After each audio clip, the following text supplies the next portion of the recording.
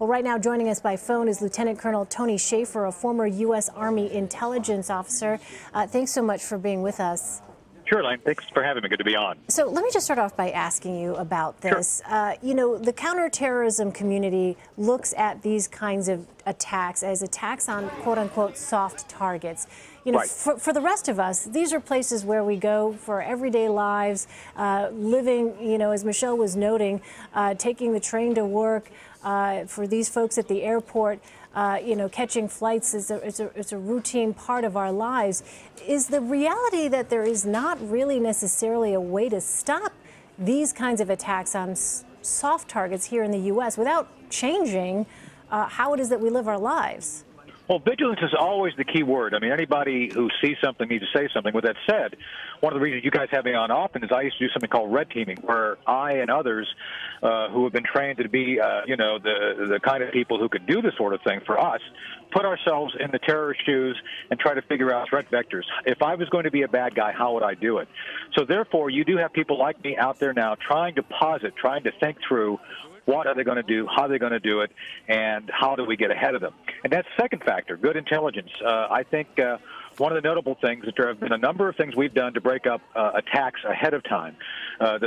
We have to be right all the time. The terrorists only have to be right once. So this is a challenge that we all face as the intelligence officers and operations officers in the special operations community every day.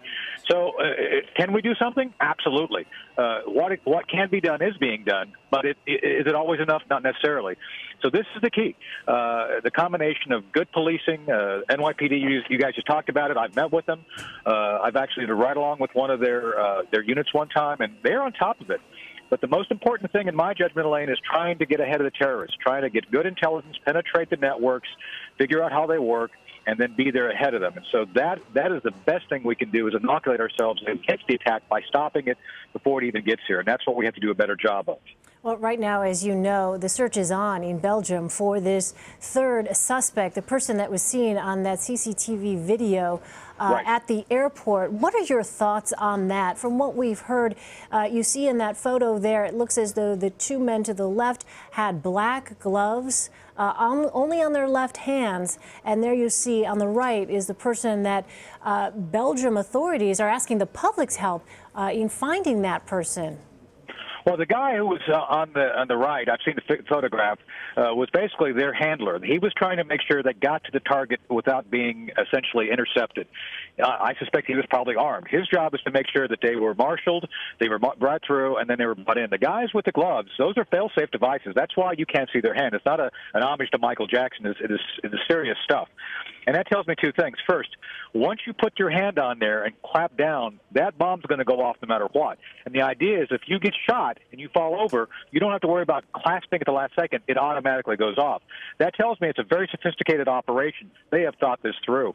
And again, with that guy there, the individual they're looking for, he was part of the network, and it was his job to basically be the guided, the brain to get them to where they needed to be. So what we have to recognize here is that ISIS is learning, they're adapting, and what we have to take away from that is that we have huge targets here in the United States which are vulnerable to this sort of attack. You go to Denver, you go to L.A., you have a lot of places where TSA is not doing their job. They're slowing people down by making them stay in the queue longer. And Elaine, you know, why try to get on an airplane with a bomb when you can kill as many people in the security queue itself in the terminal? So they've recognized that, and that's something we have to start taking very seriously at this point in time. Two things then, Colonel. What does it tell you that Belgium authorities, though, are asking for the public's help on this, that, you know, they're putting his picture out there. Right. They're doing this very sort of public all-call for anyone who might have any bit of information. And then also the fact that this is a place that was on a heightened state of alert, or at least believed to have been on sort of this heightened state of alert after the Paris attacks. And now you have just 4 days after the arrest of Salah Abdeslam, this Right. happening at an airport. Two things, and I'm saying this as a military and intelligence analyst. First, you have huge communities of Islamic folks. I'm not demeaning that. I'm just saying you have large communities there that these guys can hide in. And I'm going to go out on a limb here. I'm going to predict that some of the guys who we've seen involved in these attacks came through the refugee stream.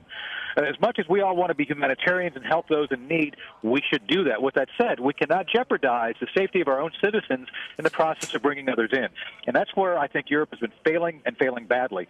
They have to be doing a better job of screening those who have radical ideas, who wish to do harm, not only to the Christian or non-Muslim community. They kill Muslims themselves. So this is where the Muslims themselves have to wise up and work with police to try to detect these things early on. Otherwise, the inevitable result is going to be a desperate search for an individual who they probably should have had.